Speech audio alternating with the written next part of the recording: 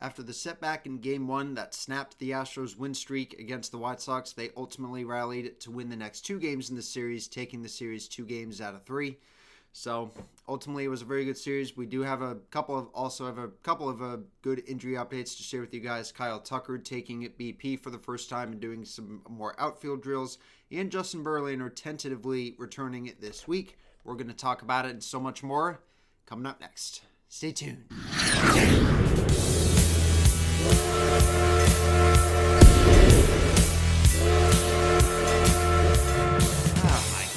I was really hoping to be talking about a sweep with how easy this series was coming in, but I figured that after the first game that this proved to be a trap, and it certainly was, given the fact that despite the Astros that had made this series competitive, had dropped the first game before rallying to win the next 2 games in this series. But let's talk about this series. First things first, let's dive into a couple of injury updates. We've got a couple of good ones here. Kyle Tucker, for the first time, did some outfield drills at Minute Maid Park this weekend, and also took live batting practice from one of the hitting coaches during Astros BP today. He unfortunately has not started running the bases yet or done any big sprinting drills just yet.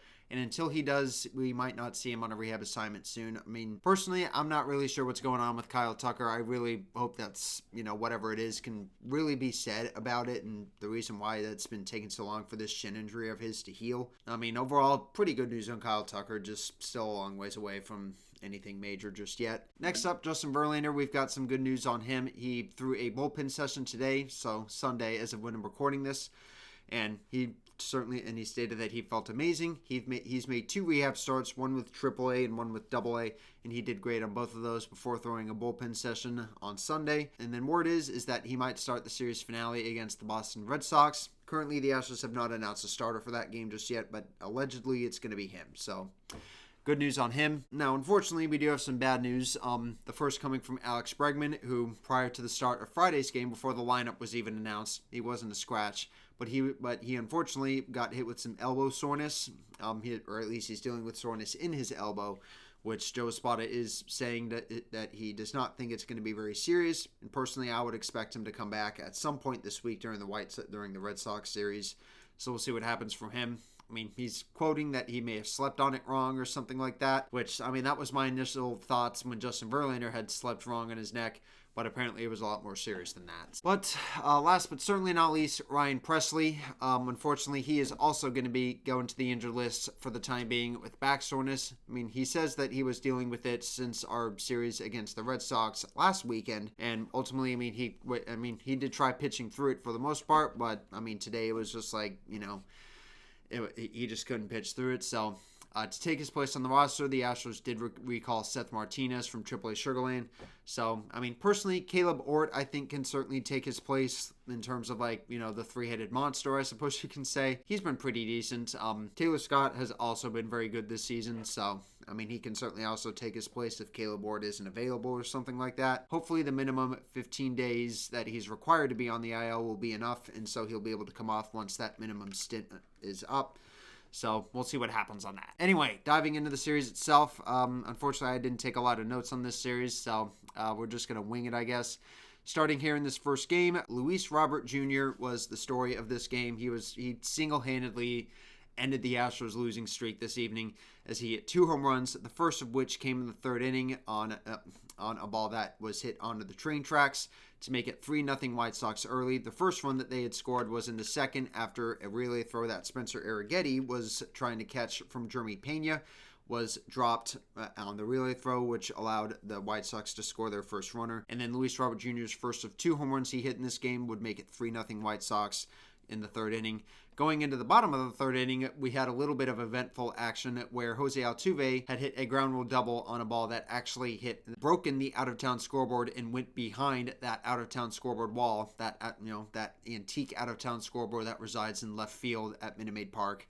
And it actually got stuck behind that outfield wall, and so it got ruled a ground rule double. Yordan Alvarez would then single him home to make it 3-1 White Sox, though Luis Robert Jr. would get that run right back as he would ended up hitting a home run to the Crawford boxes that just barely cleared that wall. Only 329 feet from home plate that got into the first row of the Crawford boxes. so stupid. I mean, I'm telling you, dude. Like, the Crawford boxes have proved to be hitter friendly.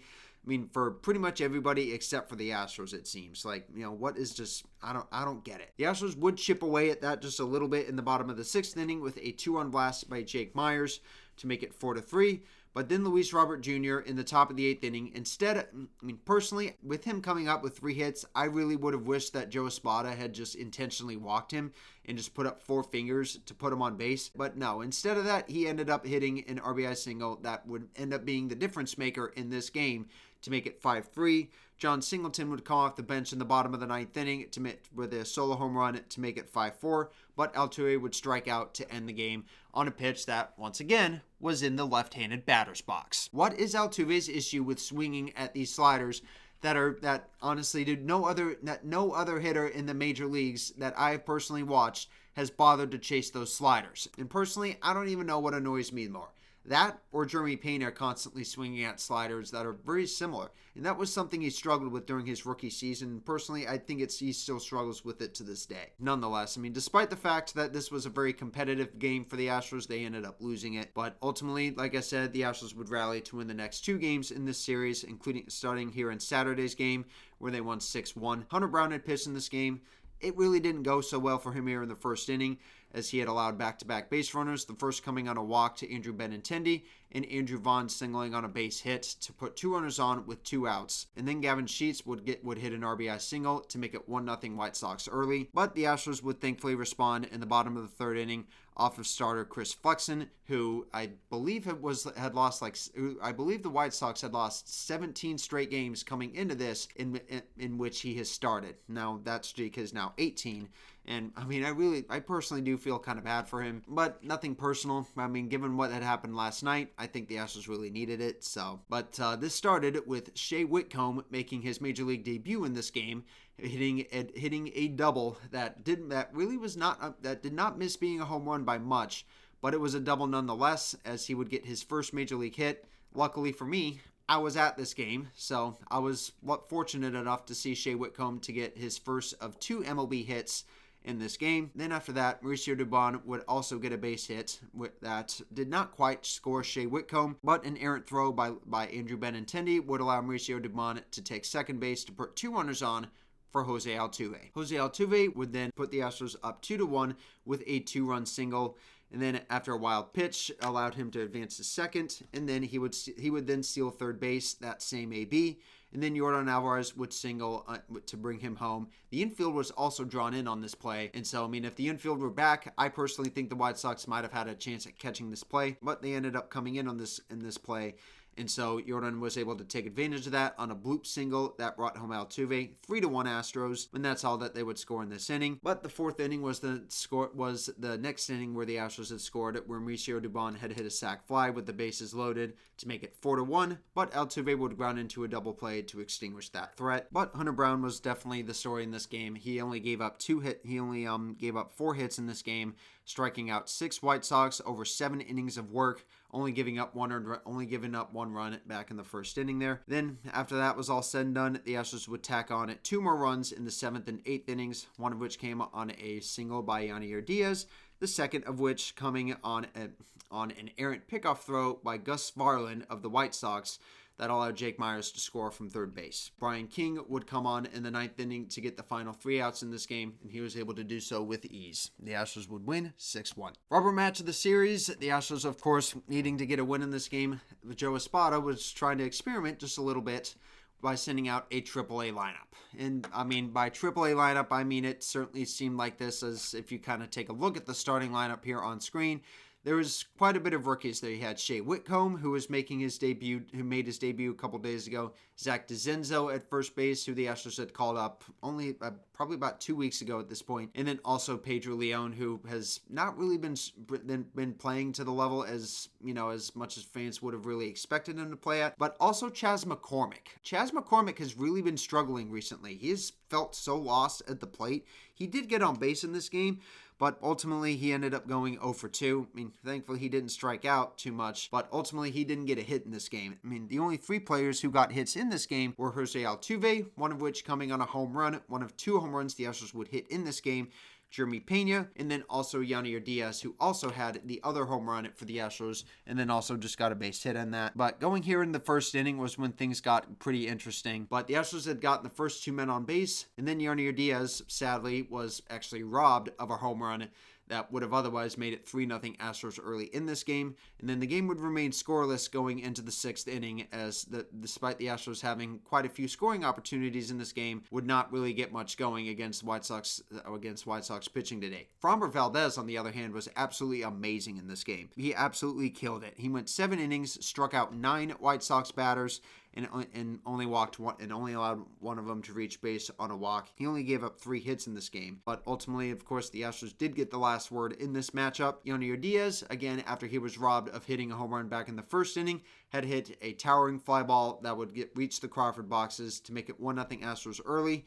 And then, of course, the Astros thought that they would probably be going into the 9th inning with just that one run. Jose Altuve would come to the plate in the bottom of the 8th inning to hit an insurance run. That insurance run was thankfully not needed, as then Josh Hader would strike out the final couple of White Sox batters.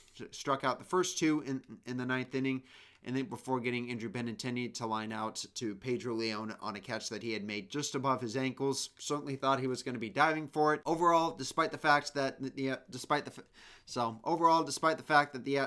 Joe Espada had sent out practically a AAA lineup in this game, with Yordan Alvarez getting the day off, they were able to find a way to win. So that's kind of all that matters, I guess. The Astros also did gain some ground this weekend on the Mariners. They gained 1 game, that coming on Saturday. The Mariners did lose on Friday against the Pirates, but so did the Astros. So overall, the Astros did gain 1 game on the Mariners this weekend, with I think just 40 games left. They're currently leading the AL West by 4 games. They can certainly chase down the Cleveland Guardians or whoever's in the AL, or whoever wins the AL Central for the 2nd seed, which would get them the bye from the wild card series. So, but again, we'll see what happens come September. So next up for the Astros, they will be wrapping up this homestand against the Boston Red Sox. They played them a couple of weekends ago at Fenway Park, and now they're coming to Houston. So we'll see how things go. The Red Sox are